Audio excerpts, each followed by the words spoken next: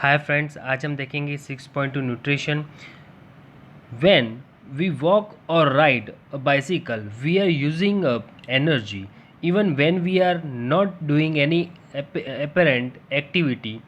Energy is needed to maintain a state of order in our body.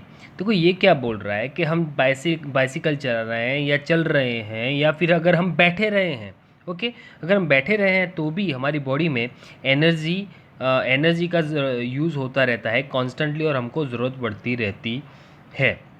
Even अपनी body को maintain करने के लिए भी हम, मेंटेन मीन्स क्या होता है कि जैसे हम खड़े रहें तो खड़े रहने के लिए भी हमको एनर्जी ज़रूरत पड़ती है। We also need materials from outside in order to grow and develop the synthesize protein other substance needed in the body, and this source of energy or materials is the food we eat. तो देखो, हमारी body को maintain करने के लिए और grow करने के लिए, डेवलप करने के लिए हमको जो मटेरियल चाहिए या सिंथेसाइज प्रोटीन चाहिए एंड द अदर सब्सटेंस चाहिए हमारी बॉडी को, वो हम फूड के फॉर्म में लेते हैं। ओके, ये यहाँ पे ऐसा बोल रहा है। अब नेक्स्ट देख रहे हैं, how do living things get their food. अब देखो, जो जिंदा चीज़ है वो खुद का फूड कैसे लेती है। The general requirement for energy and materials in common in all organisms, but it is fulfil it is fulfilled in different way.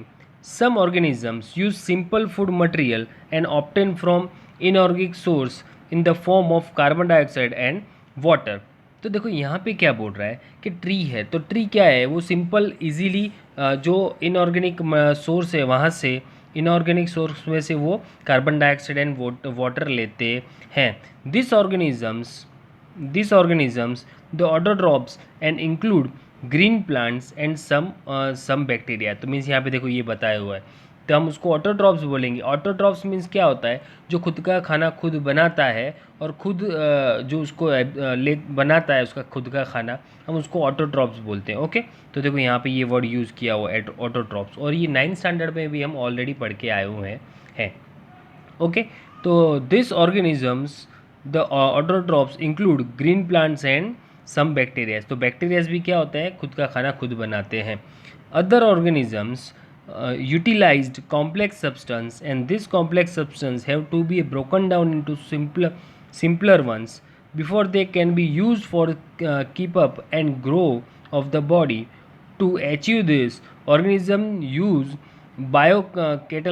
catalyst called enzymes. देखो ये क्या बोल रहा है कि एक्चुअली क्या होता है, जब जो कॉम्प्लेक्स बॉडीज़ होती है, कॉम्प्लेक्स बॉडीज़ का मीनिंग क्या हुआ, एनिमल्स और ये सब, ओके, वो खुद का फूड जो फूड है वो बाहर से लेते हैं। तो वो क्या होता है, जो खुद का फूड बाहर से लेते हैं तो वो एक्चुअली कॉम्प्लेक्स फॉर्म में होता है। जैसे मैंने आपको लास्ट लेक्चर में या उससे पहले भी मैंने आपको बताया था, जैसे हम कोई भी रोटी खाएंगे तो वो भी होगी तो वो डायरेक्टली हमको कार्बोहाइड्रेट्स नहीं मिल जाएगा उसमें से, तो उसको पहले रोटी जो होगी वो एकदम सॉफ्ट हो जाएगी, हम उसको चबाएंगे तो एकदम सॉफ्ट होगी, छोटे फिर इंटेस्टाइन में जाएगी, फिर उसमें केमिकल रिएक्शंस होगा, ये सब होगा, ये सब हमने जो बताया। और वो उसके बाद एंजाइम्स भी स्टमक में एंजाइम्स मिलेंगे, फिर जब तब जाके उसको केमिकल रिएक्शन होगा और उसमें से कार्बोहाइड्रेट्स अलग हो जाएंगे। मीन्स जो रोटी है उसमें से कार्बोहाइड्रेट्स अलग होंगे और वो हमारा इंटेस्टाइन है उसको एब्जॉर्ब करता है। तो मीन्स हमारा इंटेस्टाइन जो है वो डायरेक्ट रोटी को एब्जॉर्ब नहीं करता है, वो क्या करता है कि हमारी रोटी के अंदर जो कॉम्प्लेक्स सब्सटेंस है, कॉम्प्लेक्स सब्सटेंस मीन्स क्या होता है, सारे अंदर डिफरेंट जो विटामिन्स, कार्बोहाइड्रेट्स और ये सब होता है, ओके, वो सबको क्या क्या करता है, एंजाइम्स की हेल्प से। देखो यहाँ पे शब्द यूज़ किया एंजाइम्स, एंजाइम्स की हेल्प से केमिकल रिएक्शन करता है उसको। अगर जो, और यहाँ पे लिखा हुआ बायोकेटालिस्ट, तो इसका मीनिंग ये हुआ कि ये जो है वो केमिकल रिएक्शन को बैलेंस करता है, जो ज़रूरत है चीज़ उसको दे देता है, अगर जो चीज़ ज़रूरत नहीं है उसको केमिकल रिएक्शन में से निकाल देता है, तो वो एंजाइम्स का काम होता है। ओके, तो जो भी केमिकल रिएक्शन होता है उसके अंदर जो ज़रूरत है कोई रिएक्शन के लिए, तो एंजाइम उसको यूज़ करता है और उसको केमिकल रिएक्शन को पूरा करने का काम करता है। ओके, तो इस वजह से वो जो हमारी रोटी वो कार्बोहाइड्रेट्स में से कन्वर्ट हो जाती है और हमको उसमें से उसके बाद सेल में जाके एनर्जी मिलती है। ओके, तो ये एंजाइम्स का काम क्या होता है, तो मेरे एक रिलेटिव में था जिसको एंजाइम्स का प्रॉब्लम था। ओके, तो उनको क्या प्रॉब्लम होता था कि जो खाना खाते थे तो वो जो उनके एंजाइम्स थे बरोबर वर्क नहीं करते थे, उसकी वजह से क्या उनके पेट में दर्द रहता था, उनको थोड़ा बुखार आता था कभी कभी। तो ये सब प्रॉब्लम्स ऐसे होते हैं। Thus, the heterotropics survivals and depend directly or indirectly to autotrophs and heterotropic organisms include animals and fungi। अब देखो यहाँ पे क्या हुआ, हेट्रोट्रॉपिक किसको बोलते हैं यहाँ पे मैं आपको ये भी बता दूँ। देखो यहाँ पे शब्द की यूज़ किया हुआ हेट्रोट्रॉपिक। हाँ, हेट्रोट्रॉपिक का मीनिंग होता है जो किसी दूसरे के ऊपर डिपेंडेंट होता है, उसको हम बोलते हैं हेट्रोट्रॉपिक। जो जो डायरेक्टली और इनडायरेक्टली ऑटोट्रॉपिक्स के ऊपर डिपेंड होता है उसको हेट्रोट्रॉपिक बोलते हैं। अब आप बोलोगे उसका एग्जांपल दो, तो एनिमल्स एंड फंगाई। एनिमल्स, तो एनिमल्स मीन हम सब एक सोशल एनिमल्स है। ओके, तो ह्यूमंस की बात है, फिर हम नॉर्मली हम डोमेस्टिक एनिमल्स होते हैं, वाइल्ड लाइफ एनिमल्स होते हैं, फिर हम छोटे छोटी फंगाइज होती है, ये सब क्या होता है दूसरे के ऊपर डिपेंडेंट होती है। ओके, तो यहाँ पे जो एनिमल्स और फंगाई लिया हुआ है वो क्या है, हेट्रोट्रॉपिक है, वो आपको याद रखना है। और प्लांट्स क्या है, वो ऑटोट्रॉपिक्स है। अब आप बोलोगे कि हेट्रोट्रॉपिक वो किसके ऊपर डिपेंड रहते हैं, डायरेक्टली इनडायरेक्टली। हेट्रोट्रॉपिक मीन्स ऐसा समझ लो कि एनिमल्स और जो इंसान है वो सब वो किसके ऊपर डिपेंड रहते हैं, तो ट्रीज़ के ऊपर डिपेंड रहते हैं। क्यों ट्रीज़ के ऊपर डिपेंड रहते हैं, सिंपल सी बात है, फूड वो जनरेट करते हैं इस वजह से। तो ओके, तो ये डायरेक्टली इनडायरेक्टली वो ऑटोट्रॉपिक के ऊपर डिपेंडेंट होते हैं heterotrophic organisms.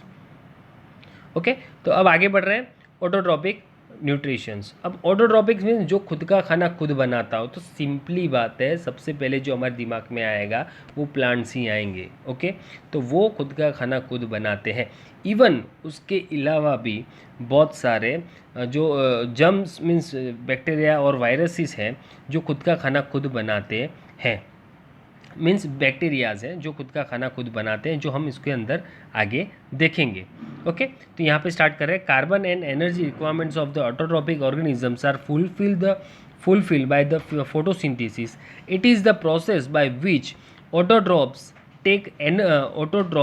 take in the substance from the outside and convert them into stored form of the energy। देखो ये क्या बोल रहा है कि जो ऑटोट्रॉपिक्स क्या करता है, तो जो सब्सटेंस होता है उसको सपोज जैसे मैं बोलता हूँ प्लांट। ओके, वो क्या करता है, तो भाई फोटोसिंथेसिस प्रोसीजर करता है। अब फोटोसिंथेसिस प्रोसीजर करके वो क्या करता है, खुद का खाना खुद बनाता है। और वो जो खाना बनाता है उसको वो उसके बॉडी के अंदर कहीं ना कहीं स्टोर करता है। अब देखो इसका पूरा जो ये पूरा पैराग्राफ पढ़ लूँगा, उसके बाद एक थोड़ा सा एक चीज़ समझाऊंगा जो आपके लिए बहुत इंपॉर्टेंट है। This material is taken in the form of the carbon dioxide and water, which is the converted into carbohydrates in the presence of the sunlight and chlorophyll। तो देखो यहाँ पे क्या है कि वो एक्चुअली उसको लेता क्या है, कार्बन डाइऑक्साइड एंड वाटर। और जो ट्रीज़ होते हैं क्या लेते हैं, कार्बन डाइऑक्साइड एंड वाटर। और वो कार्बन डाइऑक्साइड एंड वाटर में से वो क्या बनाते हैं, एक तो कार्बोहाइड्रेट्स बनाते हैं, फिर उसके अलावा किसकी हेल्प से बनाते हैं, अब ये दोनों तो हमारे पास ऑलरेडी है।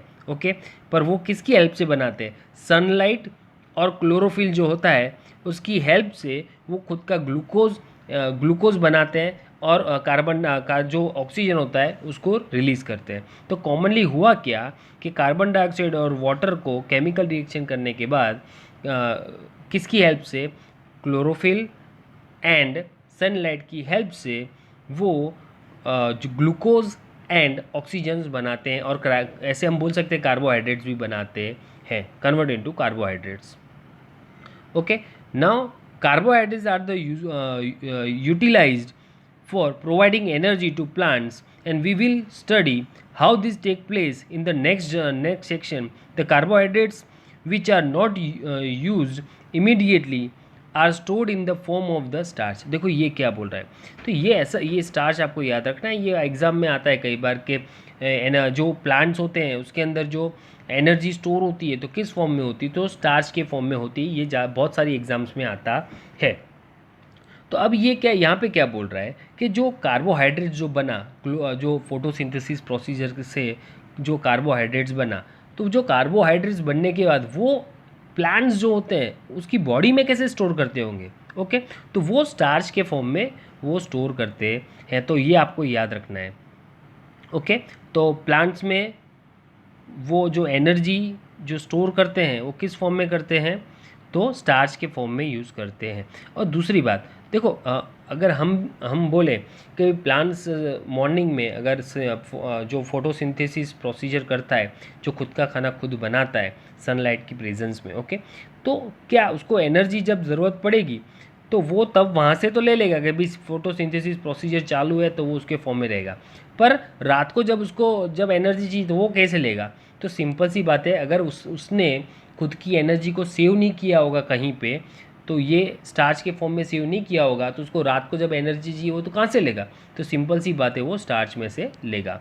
तो ये आपको याद रखना है, वन टाइप ऑफ स्टोरेज है एनर्जी का, विच serves as the internal energy reserve to the use as the where required by the plant. A somewhat similar situation seen in us, where some of the energy derived from the food we eat stored in our body. 1 second. Okay, from body, sorry, from the food we eat in stored in body in the form of the glycogen. तो अब देखो अब देखो ये जो starch है ना, ये स्टार्च ये प्लांट के अंदर क्या है, वन टाइप ऑफ एनर्जी, एक डेट बैंक है, एनर्जी बैंक। और अपनी बॉडी में एनर्जी बैंक क्या है, ग्लाइकोजन। अब ग्लाइकोजन क्या है मैं आपको ये बता दूँ। ग्लाइकोजन है ना, वो शुगर का एक बड़ा यूनिट है। हम बोलते हैं शुगर बोलते हैं, तो वो क्या होता है, एक एनर्जी है, एनर्जी का छोटा सा यूनिट है। अब शुगर से ज़्यादा बड़ा यूनिट कौन सा है, ग्लाइकोजन है। अब ये ग्लाइकोजन क्या करता है अपनी बॉडी में, देखो ये मैं आपको यही समझाने का ट्राई कर रहा हूँ कि ग्लाइकोजन क्या करता है, one type of power bank है, एनर्जी है हमारी, वो क्या है, हमारी एक पावर बैंक। तो हम जब खाना खाते हैं तो तुरंत हमको एनर्जी मिल जाएगी, बरोबर। बाई चांस हम 2 दिन नहीं खाया तो इसका मीनिंग हमारी बॉडी में तुरंत एनर्जी चली जाएगी क्या, नहीं, वो ग्लाइकोजन के फॉर्म में और एज अ फैट के फॉर्म में। अब ये याद रखने की ज़रूरत है, ग्लाइकोजन जब ज़्यादा इकट्ठा हो जाता है तो वो फैट के फॉर्म में कन्वर्ट हो जाता है। क्या हो जाता है, फैट के फॉर्म में कन्वर्ट हो जाता है। और फिर नहीं बोलते कि हमारी बेली बढ़ गई है, बेली बढ़ जाती है, फिर हमको नहीं, जैसे जैसे हमारी बॉडी बढ़ जाती है, वेट बढ़ जाता है। क्यों बढ़ जाता है, जब ग्लाइकोजन फैट का फॉर्म ज़्यादा, अगर हम ज़्यादा एनर्जी लेंगे तो होगा क्या, ग्लाइकोजन का जनरेशन ज़्यादा होगा, ग्लाइकोजन का जनरेशन ज़्यादा होगा तो फैट ज़्यादा बनेगा, और फैट ज़्यादा बनेगा तो क्या होगा, हमारी बॉडी के अंदर वो एनर्जी स्टोर होने लगेगी as a form of fat. Okay, तो ये याद रखना है। तो उसका मीनिंग ये हुआ सर कि जो अट्टा कट्टा इंसान है, जो जिसकी बॉडी ज़्यादा है, वो 2-3 दिन तक नहीं खाएगा तो वो उसका फैट वो बर्न करेगा। यस, ऑब्वियसली जो उसका जो फैट होता है वो ऑटोमेटिकली वो बर्न होने लगता है, और नो डाउट उसके अंदर कमज़ोरी भी आ जाती है, पर ज़्यादातर फैट उसमें ही होने लगता है। ओके, तो ये हमारा एक पावर बैंक है, ऐसा समझ लेना है, और ये भी स्टार्च प्लांट्स का पावर बैंक है, ये आपको याद रखना है। चलो आगे देखते हैं हम। देखो ये जो पूरा इक्वेशन है यहाँ पे आपको समझाया हुआ है कि देखो जो ऑटोट्रॉपिक्स है, जो प्लांट्स हैं, वो कैसे खुद के अंदर, प्लांट्स कैसे खुद के अंदर पूरी प्रोसीजर करते हैं, केमिकल रिएक्शन करते हैं, वो यहाँ पे दिखाया हुआ है। मैंने आपको क्या बताया था सबसे पहले कि एक तो कार्बन डाइऑक्साइड और वाटर, ये दोनों की हेल्प से ग्लूकोज बनाता है और ऑक्सीजन को रिलीज़ करता है। तो अब यहाँ पे देखो ग्लूकोज मीन्स क्या है, तो it's a smallest unit of the plant. Glucose हमारे में भी होता है और प्लांट्स में भी होता है, और वो स्टोर्स कैसे हमारी बॉडी में कैसे स्टोर होता है, तो ग्लाइकोजन के फॉर्म में होता है। प्लांट की बॉडी में कैसे स्टोर होता है, तो वो होता है स्टार्च के फॉर्म में। ओके, तो ग्लूकोज दोनों स्टोर होते हैं बॉडी के अंदर, पर वो अलग अलग तरीके से होते हैं। और दूसरी बात क्या है यहाँ पे कि जो ये दोनों प्रोसीजर करते हैं, carbon dioxide and water procedure तो करते हैं, किसकी हेल्प से, क्लोरोफिल और सनलाइट की हेल्प से केमिकल रिएक्शन तो करते हैं। और पैदा क्या होता है, दो चीज़ पैदा होती है, ग्लूकोज एंड ऑक्सीजन, और वो ऑक्सीजन को रिलीज़ कर देता है। तो यहाँ पे हम देख रहे हैं, let us now see what actually happens during the process of the photosynthesis. The following events occurs during the process. तो देखो एक्चुअली होता क्या है फोटोसिंथेसिस प्रोसेस में, होता क्या है वो यहाँ पे हम दिखाएंगे। ओके, यहाँ पे फर्स्ट पॉइंट है absorb of light energy by chlorophyll. देखो एक्चुअली क्या होता है जब धूप आती है तो होता क्या है, तो हमारा जो प्लांट होता है, प्लांट के अंदर क्लोरोफिल जो होता है वो क्लोरोफिल क्या करता है, वो लाइट को एब्जॉर्ब कर लेता है। क्या करता है, वो लाइट को एब्जॉर्ब कर लेता है, अंदर संभाल मीन्स उसमें स्टोर कर लेता है। And conversion of light energy to the chemical energy and splitting of water molecule into hydrogen oxygen. तो देखो ये स्टोर तो कर लिया, और फिर होता क्या है conversion of light energy into chemical energy. मैंने क्या बोला, क्लोरोफिल का काम क्या है, एनर्जी को एब्जॉर्ब करना। तो एब्जॉर्ब करेगा, पर किस फॉर्म में करेगा, तो केमिकल एनर्जी के फॉर्म में करेगा। और उसका फ़ायदा वो किसके लिए लेता है, तो सिंपल सी बात है, वाटर एंड जो हमारा वाटर एंड कार्बन डाइऑक्साइड है उसको मॉलिक्यूल को वो तोड़ने के लिए यूज़ करते हैं, और उसके वो उसमें से क्या बनाता है, हाइड्रोजन बनाता है और ऑक्सीजन बनाता है। तो आपको ये याद रखना है कि भाई लाइट, जो लाइट होती है उसको क्या करते हैं, क्लोरोफिल क्या करता है कि केमिकल एनर्जी में कन्वर्ट करता है, और केमिकल एनर्जी वाटर को, जो वाटर के जो मॉलिक्यूल्स हैं उसको तोड़ने के लिए काम करते हैं, और उसमें से बनता है हाइड्रोजन एंड ऑक्सीजन। तो ये आपको याद रखें। Now third, reduction of the carbon dioxide to be carbohydrates. और जो कार्बन डाइऑक्साइड होता है वो कार्बोहाइड्रेट्स में रिडक्शन होता है, कन्वर्ट होता है। तो आपको याद रखना है, और ये प्रोसीजर होती है पूरी। Okay, now next, this step sorry this step need not take place one after the another immediately. For example, desert plant take up carbon dioxide at night and prepare and the intermediate which is acted upon by the energy absorbed by the chlorophyll during the days. अब देखो ये जो desert के अंदर जो plants होते हैं वो कैसे जो रिस्पिरेशन करते हैं, तो मैं आपको ये बता दूं, और खाना खुद का कैसे बनाते हैं, फोटोसिंथेसिस प्रोसीजर कैसे करते हैं, तो वो आपको यहाँ पे मैं बता रहा हूँ। तो जो डेजर्ट के जो प्लांट्स होते हैं, जो ट्रीज़ होते हैं, ओके, वो जो फोटोसिंथेसिस करते हैं, तो उसमें यहाँ पे सबसे पहले आपको यही बताया गया है, जो एक्चुअली नाइट में क्या करते हैं, कार्बन डाइऑक्साइड को एब्जॉर्ब कर लेते हैं। क्या करते हैं, नाइट में कार्बन डाइऑक्साइड को एब्जॉर्ब कर लेते हैं, और वही कार्बन डाइऑक्साइड जब मॉर्निंग में जब सनलाइट आता है तब उसको, तो वही कार्बन डाइऑक्साइड की हेल्प से जो सनलाइट होती है और फोटोसिंथेसिस प्रोसीजर करते हैं, और तब क्लोरोफिल का यूज़ करके मीन्स लाइट को एब्जॉर्ब करके वो during the day means during the day वो क्या करते हैं, वो फोटोसिंथेसिस प्रोसीजर करते हैं। अब देखो, अब इसके अंदर आप बोलोगे कि सर इसका मीनिंग क्या हो, ये समझ में नहीं आया। उसकी वजह बताता हूँ। एक्चुअली क्या होता है कि ये प्लांट्स होते हैं ना, वो भी एक्चुअली उनके अंदर स्टोमाटा होता है। स्टोमाटा आपको 9th में पढ़ गए हो आप। तो स्टोमाटा काम क्या करता है कि ऑक्सीजन एंड वाटर वेपर्स होते हैं उसको एक्सचेंज करने का काम करता है ट्री में से। ओके, तो सिंपल सी बात है, अगर डेजर्ट के अंदर धूप होती है मॉर्निंग में, अगर वो स्टोमाटा अगर वो ओपन होगा तो वाटर जो वेपर्स होंगे वो क्या हो जाएगा, वो बाहर निकल जाएंगे। जो अगर वो मॉर्निंग में अगर कार्बन डाइऑक्साइड लेगा, देखो मैं आपको दिखा देता हूँ, आपको वो दिखा देता हूँ, ये रहा, ये स्टोमाटा है। ओके, अब मॉर्निंग में क्या होगा, अगर ये खुला होगा, ये याद रखो, अगर ये मॉर्निंग में अगर ये खुला होगा, अगर डेजर्ट में है, तो इसमें से ये जो है स्टोमाटा का जो होल है, उसमें से वाटर वेपर क्या हो जाएंगे, बाहर निकल जाएगा। अभी डेजर्ट में पानी मुसीबत से मिलता है, अगर पानी बाहर निकल जाए तो प्लांट को नुकसान होगा। ओके, तो वो ये करता क्या है कि भाई रात को ये कार्बन डाइऑक्साइड, ये है ना, ये जो हमारा स्टोमाटा, वो ट्री जो होता है वो रात को कार्बन डाइऑक्साइड को एब्जॉर्ब कर लेता है, फिर सुबह को ऐसे बंद कर देता है। तो उससे फ़ायदा क्या होता है, उससे फ़ायदा ये होता है कि भाई जब भी गर्मी पड़ती है सुबह में, तो वो जो वाटर वेपर्स होते हैं इसमें से निकल नहीं जाए, इस वजह से वो सुबह को बंद कर देता है। तो मीन्स रात को कार्बन डाइऑक्साइड लेता है, और सुबह में जब धूप आती है तब वो जो फोटोसिंथेसिस प्रोसीजर करता है क्लोरोफिल की हेल्प से। ओके, तो ये एक्चुअली इसके लिए यहाँ पे आपको बताया हुआ है कि ये तीन प्रोसीजर होती है। कई बार यहाँ पे एक्चुअली क्या है, ये 3 प्रोसीजर यहाँ आपको समझाई हुई है। यहाँ पे कितनी प्रोसीजर समझाई हुई है, 3 प्रोसीजर। कौन सी समझाई हुई है, पहले ऐसा बोला कि एब्जॉर्ब द लाइट, फिर दूसरा क्या बोला, अब लाइट एब्जॉर्ब करने के बाद वो केमिकल रिएक्शन करता है। क्यों केमिकल रिएक्शन करता है? क्यों? कि हाइड्रोजन ऑक्सीजन अलग करने के बाद। और तीसरा पॉइंट क्या है कि कार्बन डाइऑक्साइड में से कार्बोहाइड्रेट बनाता है। ये 3 एक्टिविटी यहाँ पे 3 सीक्वेंस में दिखाया गया है। तो यहाँ पे ये ऐसा बोल रहा है कि हर एक प्लांट में ऐसा नहीं होता है कि तीनों तीन एक्टिविटी एक साथ ही होती है।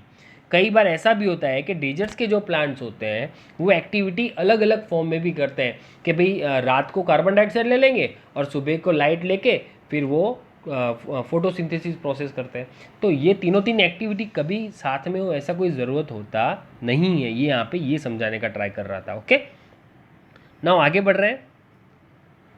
Late us see how each of the components of above reaction are necessary for the photosynthesis. हमको मालूम है कि जो ऊपर की जो चीज़ हमको दिखाया है बराबर वो फोटोसिंथेसिस के लिए कितना ज़रूरी है। And if you carefully observe a cross section of leaf under the microscope you will notice that some cell contain green dots. बहुत सारे ये ग्रीन डॉट्स यहाँ पे दिखा रहे हैं आपको। These green dots cell organelles and called the chloroplast which contains chlorophyll। Means ये ऐसा बोल रहा है जो छोटे छोटे ग्रीन हैं वो क्लोरोप्लास्ट है और वो किसके अंदर कंटेन होते हैं? क्लोरोफिल के अंदर कंटेन होते हैं। Let us do an activity which demonstrate that chlorophyll is essential for the photosynthesis. और क्लोरोफिल होता है वो बहुत एसेंशियल होता है। किसके लिए एसेंशियल होता है? तो फोटोसिंथेसिस प्रोसीजर के लिए एसेंशियल होता है। ओके, तो यहाँ पे अब हम यहाँ पे देखते हैं एक्टिविटी 6.1। देखो ये एक्टिविटी 6.1 है।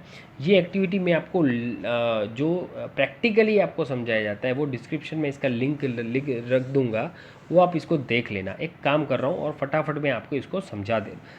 मेरे ख्याल से ये समझाने की ज़रूरत नहीं है, ये पूरा है, अच्छी है एक्टिविटी जो आपके एग्ज़ाम में भी काम में आ सकती है। पर यहाँ पे जो समझने जैसी बात है मैं आपको ये बता दूँ, ये एक्टिविटी क्या बोल रहा है पहले ये बता देता हूँ कि भाई ये जो हमारे जो लाइट की फोटोसिंथेसिस प्रोसीजर करके जो हमारे जो पत्ते होते हैं, ये पत्ते उसके अंदर लिप्स के अंदर जो स्टार्च स्टोर रहता है तो वो किस फॉर्म में स्टोर रहता है, और उसको जब प्रैक्टिकल करके हम आयोडीन सॉल्यूशन से अगर हम मिलाए जाएंगे तो हमको मालूम पड़ता है कि हमारे प्लांट्स के अंदर स्टार्च है या नहीं है। वो एक्टिविटीज़ हम यहाँ पे जान पाएंगे। अब आप बोलोगे कि सर स्टार्च तो मीन्स मैंने आपको पहले ही बताया था कि एनर्जी जो स्टोर होता है प्लांट्स के अंदर वो स्टार्च के फॉर्म में होती है। तो प्लांट्स के अंदर मैं बोल रहा हूँ कि भाई उसके अंदर स्टार्च है कि नहीं है वो हमको चेक करना हो तो ये एक्टिविटी 6.1 है, उससे कर सकते हो। अब आप बोलोगे सर एक फटाफट आप एक काम करो छोटी सी फॉर्म में बता दो। चलो मैं बता देता हूँ। हमको क्या लेना है, एक ट्री का पत्ता लेना है और वो पत्ते को करना क्या है, अल्कोहल को अंदर डुबा देना है और अल्कोहल के अंदर डुबा के फिर उसके अंदर हमको क्या करना है कि गर्म पानी के अंदर रख के, गर्म पानी के अंदर नहीं नॉर्मल वाटर के अंदर रख के फिर उसको उबालना है। और जो पत्ता जो होता है वो अल्कोहल के अंदर होता है। ओके, और ये एक्टिविटी मैं आपको दिखा दूंगा तो प्लीज़ एक बार देख लेना, बहुत ज़रूरी है ये, इससे आप बहुत कुछ समझ में आएगा और बहुत इम्पोर्टेंट है। ओके, तो वो होता क्या है जब अल्कोहल का कलर कैसा हो जाता है, ग्रीन कलर का होता है, क्योंकि सिंपल सी बात है ये जो हमारा क्लोरोप्लास्ट है, ओके, वो उसके अंदर ग्रीन अल्कोहल के अंदर वो जो कलर होता है उसके अंदर वो मिल जाता है। ओके, उसके बाद जो पत्ते को निकाला जाता है उसके बाद उसके अंदर आयोडीन सॉल्यूशन डालोगे तो उसका कलर होगा वो वायलेट कलर का हो जाएगा। ये पूरी एक्टिविटी है और इससे हमको मालूम पड़ जाएगा अगर आयोडीन डालेंगे और हमारा जो ग्रीन कलर का जो पत्ता था मीन्स लीफ था वो क्या हो जाता है, जो लीफ था वो हमारे ग्रीन कलर का जो होता है वो कैसा होता है, वायलेट कलर का हो जाता है। तो ये आपको यहाँ पे यही दिखाया हुआ है कि वायलेट कलर का हो गया। इट मीन्स दैट कि यहाँ पे क्या स्टोर है, स्टार्च स्टोर है पत्ते के अंदर। ओके, तो ये आपको एक्टिविटी में दिखाया गया है। ओके, तो ये एक्टिविटी मैं डिस्क्रिप्शन में रख दूंगा, प्लीज़ भूले भी कर उसको देख लेना। अब यहाँ पे बात करें स्टोमाटा की।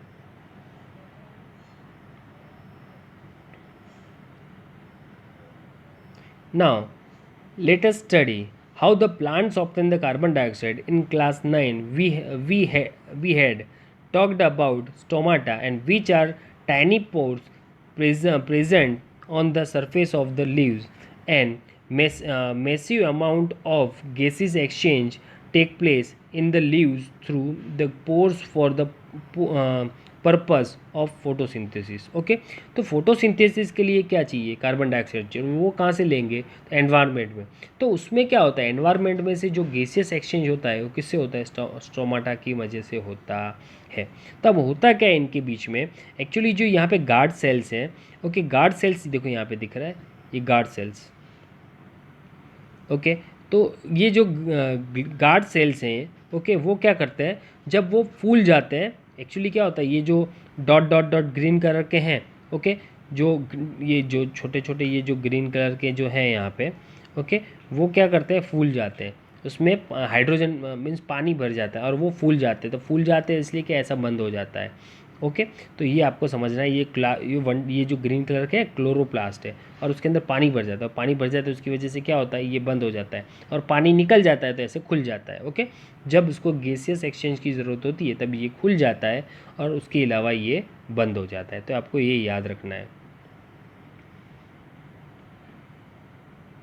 The massive amount of gaseous exchange take place in the leaves through the pores for the purpose of the photosynthesis। photosynthesis के लिए ये जो स्टोमाटा है वो gaseous exchange करता है। But it is important to note here that the exchange of gases occurs across the surface of stems and roots and leaves as well, since large amount of water can also be lost through their stomata. The plant close the pores when it is not needed carbon dioxide for photosynthesis. तो यहाँ पे ये ऐसा बोल रहा है, जब हम कार्बन फोटोसिंथेसिस प्रोसीजर होती है और जब कार्बन डाइऑक्साइड जरूर नहीं होता है तब इसको ये क्या कर देता है, ये बंद कर देता है। अगर सुबह मॉर्निंग की बात करें, बराबर, गर्मियाँ बहुत ज़्यादा होती है तो क्या होता है, गर्मी ज़्यादा होती है तो तब ये क्या कर देता है, ज़रूरत होती है तभी खुलता है, उसके अलावा ये जो स्टोमाटा है वो बंद कर देता है। क्यों, क्योंकि यहाँ से वाटर के जो वेपर्स होते हैं वो बाहर चले जाएंगे तो पानी की कमी हो जाएगी। ओके, इस वजह से the opening and closing of the pore in the function of the guard cell। और ये जो गार्ड सेल हैं वो क्या करते हैं, ओपन एंड क्लोज होते रहते हैं।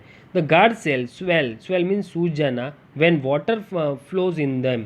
तो मीन्स इसके अंदर जब पानी भर जाता है तो तब ये जब यहाँ पे ये पोर्शन में पानी भर जाता है तब फूल जाता है, इसकी वजह से ये ऐसे बंद हो जाता है। And causes the stomata pore to open, and similarly the pores closed if the guard cell shrink। Okay, तो जब वो श्रिंक होता है मीन्स ये पानी जब उसमें से निकल जाता है तो वो ओपनली खुल जाता है। तो यहाँ पे अब हम बात करते हैं एक्टिविटी 6.2। ओके, एक्टिविटी 6.2 में क्या है मैं आपको बता दूँ। यहाँ पे ये ऐसा बोल रहा है कि भाई जो यहाँ पे दो प्लांट लिए गए हुए हैं, ये प्लांट के अंदर ऑक्सीजन लेने से क्या फ़र्क पड़ता है वो यहाँ पे हमको दिखाया गया हुआ है कि भाई प्लांट्स को ऑक्सीजन की कितनी ज़रूरत होती है और वो कैसे लेता है और उसकी वजह से क्या फ़र्क पड़ता है ऑक्सीजन की वजह से, वो यहाँ पे हमको दिखाया गया हुआ है। तो मैं आपको ये समझा रहा हूँ। ये एक्टिविटी भी मैं डिस्क्रिप्शन में रख दूँगा, तो ये एक्टिविटी भी आप देख लेना, उसकी लिंक रखूँगा। तो आप क्या, जब भी ये पूरा वीडियो देख लो ना उसके बाद आपको देखना है, तो आपको क्या ज़्यादा समझ में आ जाएगा। ये एक्टिविटी यहाँ पे आपको दिखाई गई है, पर वही एक्टिविटी अगर आप जब लाइव देखोगे, वो जो मैं आपको वीडियो रखूँगा वो लाइव देखोगे तो आपको बहुत अच्छा लगेगा और आपको याद भी रह जाएगा। अब देखो यहाँ पे दो प्लांट लिए गए हुए हैं। ओके, वो प्लांट के यहाँ पे कि भाई दोनों सेम लेने हैं, उसमें ज़्यादा दोनों एक बड़ा हो एक छोटा ऐसा नाम को नहीं करना है, दोनों सेम लेना है।